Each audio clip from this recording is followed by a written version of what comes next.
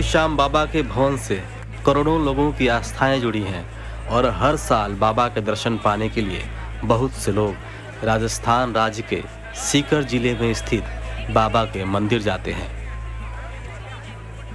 हिंदू धर्म के अनुसार खाटू श्याम जी कलयुग में श्री कृष्ण से वरदान प्राप्त किए थे कि वे कलयुग में उनके नाम श्याम से पूजे जाएंगे।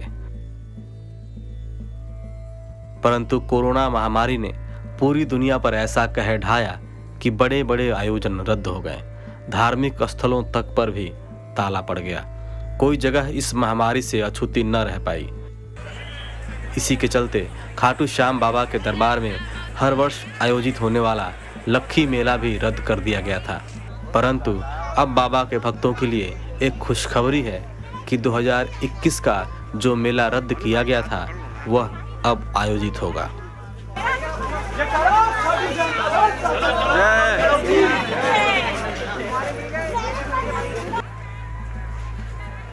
यानी कि इस बार भी खाटू बाबा का मेला भरेगा और भक्त बाबा के साक्षात दर्शन कर पाएंगे। कोरोना महामारी के चलते 29 जनवरी को सीकर जिला प्रशासन एवं खाटू श्याम जी मंदिर कमेटी ने फागुन लक्खी मेला रद्द करने का फैसला लिया था। परंतु भक्तों की प्रतिक्रिया देखते हुए फिर से समीक्षा बैठक हुई और तय हुआ कि मेला तो होगा परंतु कुछ प्रतिबंधों के साथ। अब आपको बताते हैं उन पाबंदियों के बारे में। मंदिर की ओर जाने वाले रास्तों पर भंडारे लगाने की अनुमति नहीं है। साथ ही इस बार झांकियां भी नहीं निकाली जाएंगी। रास्तों पर अस्थायी दुकानों पर भी पाबंदी है और मंदिर का एक बड़ा आकर्षण केंद्र श्याम कुंड भी बंद रहेगा।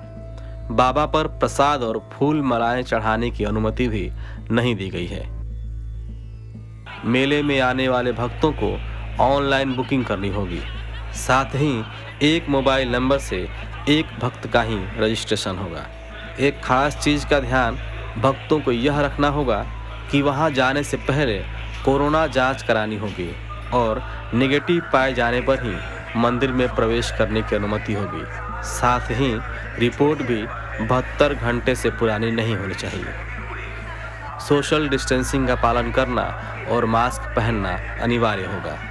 25 मार्च को फागुनी एकादशी है और इसी दिन मुख्य मेला भरता है।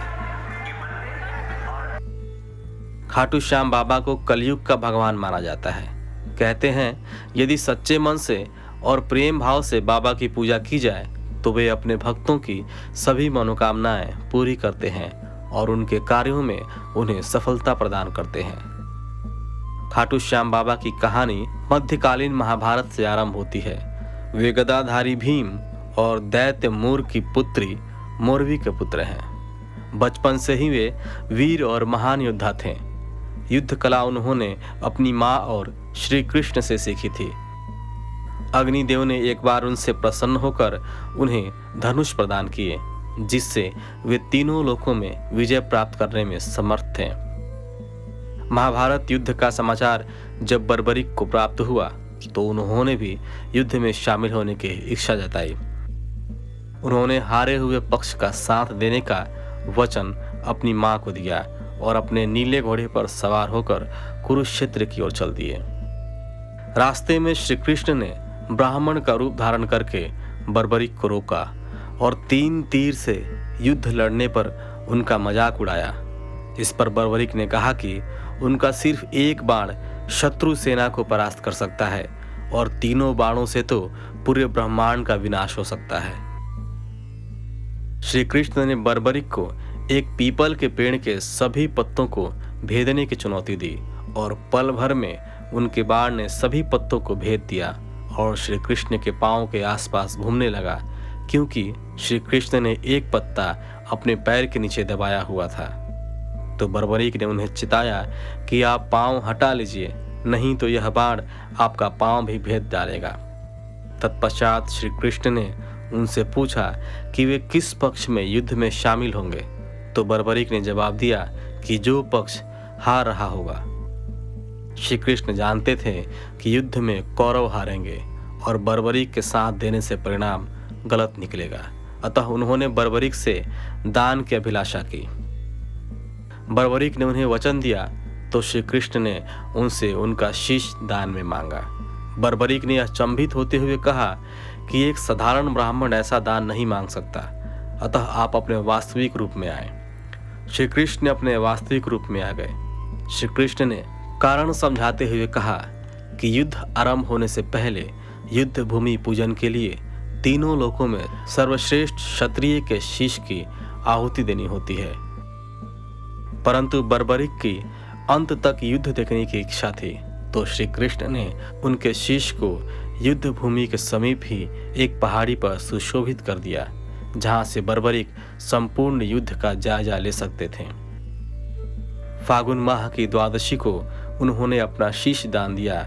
इस प्रकार वे शीश के दानी कहलाए। श्री कृष्ण वीर बर्बरीक के बलिदान से प्रसन्न हुए और वरदान दिया कि कलयुग में तुम्हें श्याम नाम से जाना जाएगा, क्योंकि उस युग में हारे हुए का साथ देने वाला ही श्याम नाम धारण करने में समर्थ है। उनका शीश खाटू नगर में दफनाए जाने के कारण उनका नाम खाटू श्याम बाबा पड़ा। खाटू श्याम बाबा का मूल मंदिर 1027 ईस्वी में रूप सिंह चौहान और उनकी पत्नी नर्मदा कंवर द्वारा बनवाया गया था। भक्तों की मान्यता है कि बाबा से अगर सच्चे दिल से कुछ मांगा जाए तो वे लाख बार देते हैं, इसलिए उन्हें लखदातार के नाम से भी जाना जाता है। खाटू श्याम भारत देश की राजधानी दिल्ली से 266 किलोमीटर दूर है और राजस्थान की राजधानी जयपुर से 80 किलोमीटर दूर है। जयपुर में हवाई अड्डा है, तो दूर दूर से भी यात्री आसानी से आकर खाटू श्याम बाबा के दर्शन प्राप्त कर सकते हैं। उम्मीद है खाटू श्याम बाबा आप सभी की मनोकामनाएं पूरी करेंगे।